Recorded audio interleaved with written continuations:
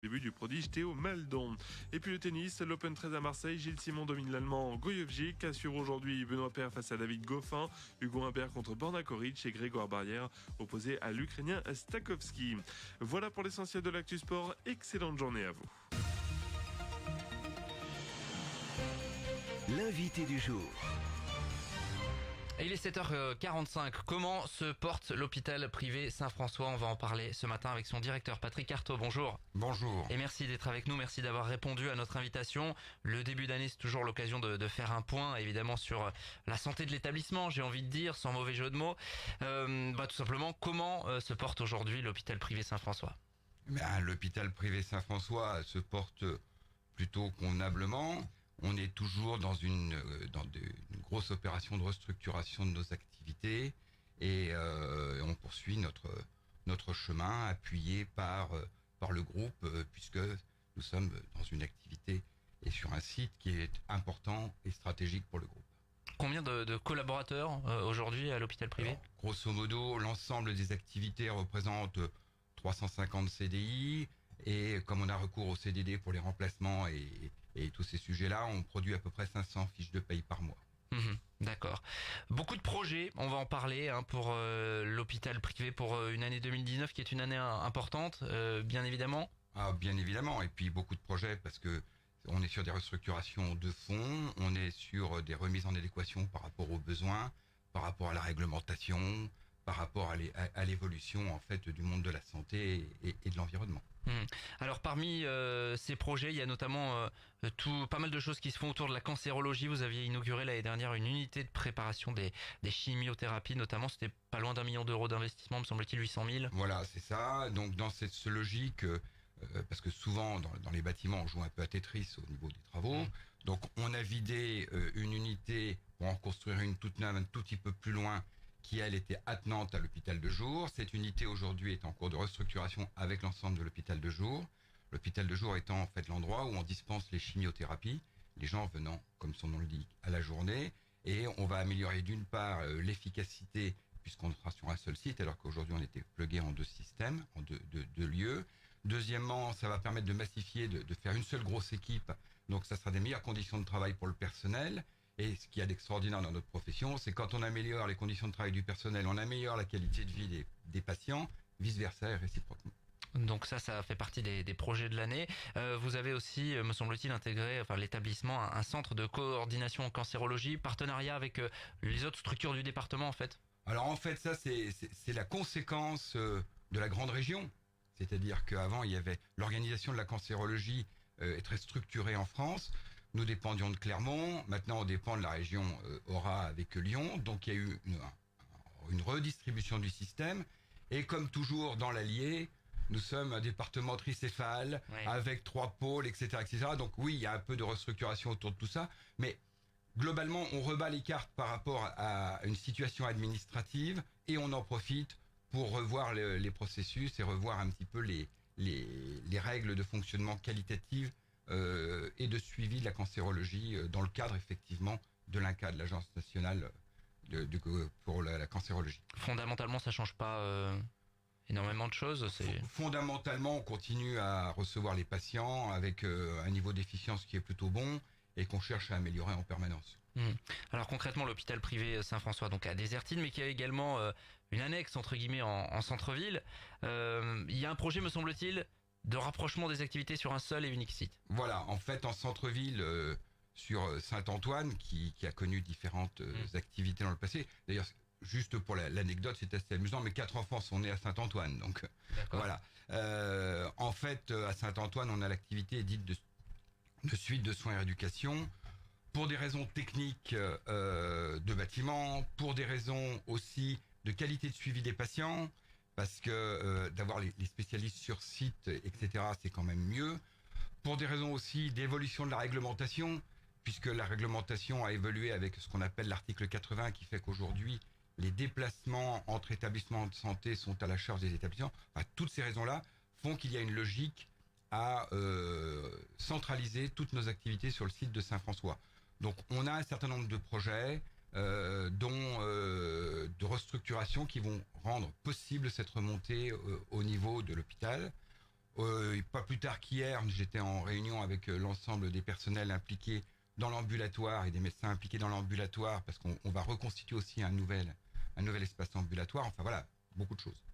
Comment ça va se passer concrètement? C'est à quelle échéance tout cela que ça va se mettre en place? Fin 2019 si tout va bien, si les délais administratifs sont respectés, si les délais de travaux sont respectés.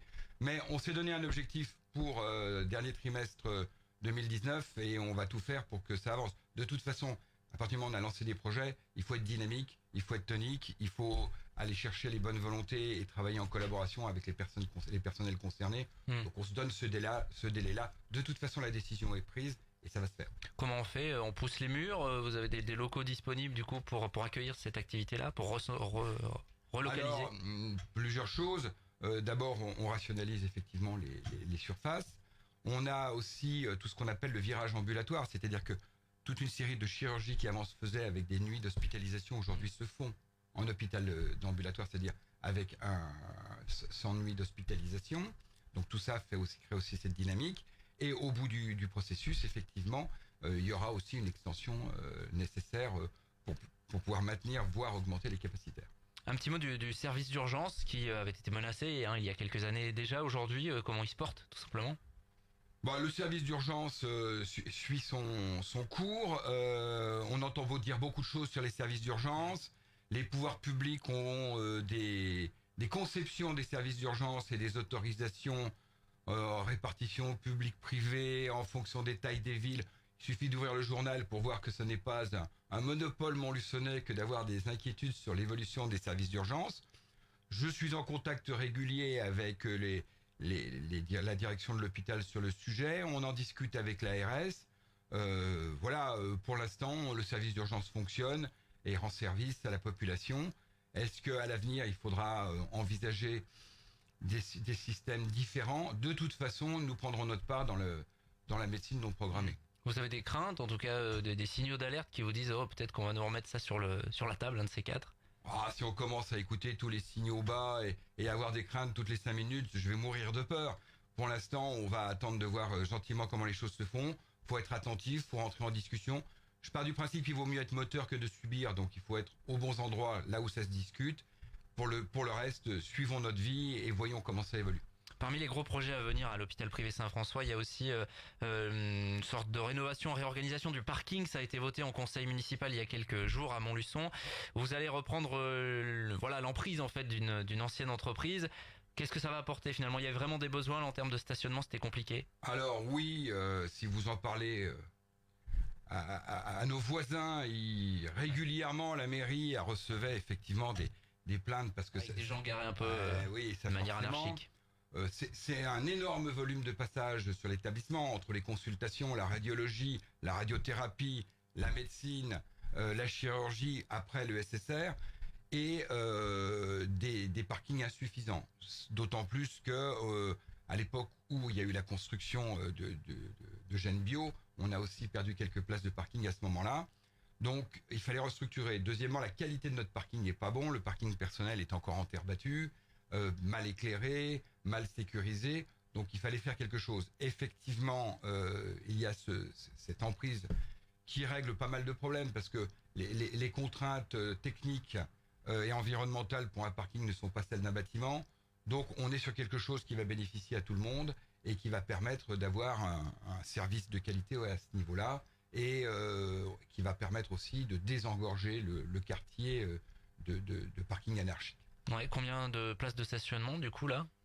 Alors la place de stationnement, on va étendre par rapport aux capacitaires actuelles.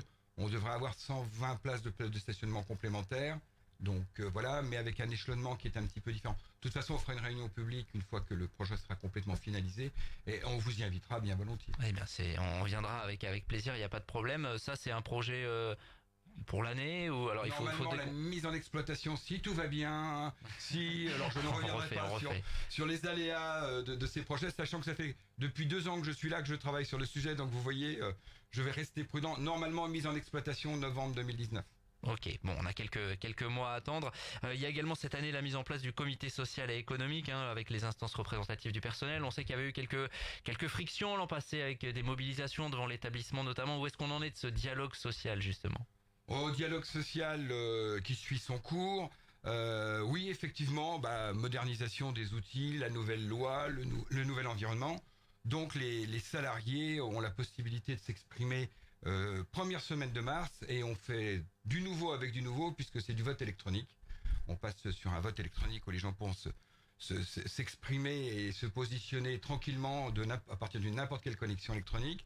Et c'est un moment important dans la vie d'une entreprise parce que c'est le moment où les salariés peuvent s'exprimer et prendre le contrôle et le choix des interlocuteurs qu'ils vont me donner pour mener les discussions qui sont nombreuses parce que c'est un gros bateau. L'environnement de la santé est un environnement en plein mouvement qui est compliqué. Donc, il y a toutes les discussions sociales qui vont avec. Donc, c'est important que les salariés puissent régulièrement. Et là, c'est un petit peu nouveau. Ça va pas changer complètement les choses, mais c'est intéressant. Merci Patrick Artaud d'être passé à notre micro ce matin. On rappelle directeur de l'hôpital privé Saint-François à Désertine, Montluçon. Et bien, merci d'être passé à notre micro. C'est moi qui vous remercie et je vous souhaite une bonne journée. Merci à vous, 7h56, nous on continue le direct. L'invité du jour.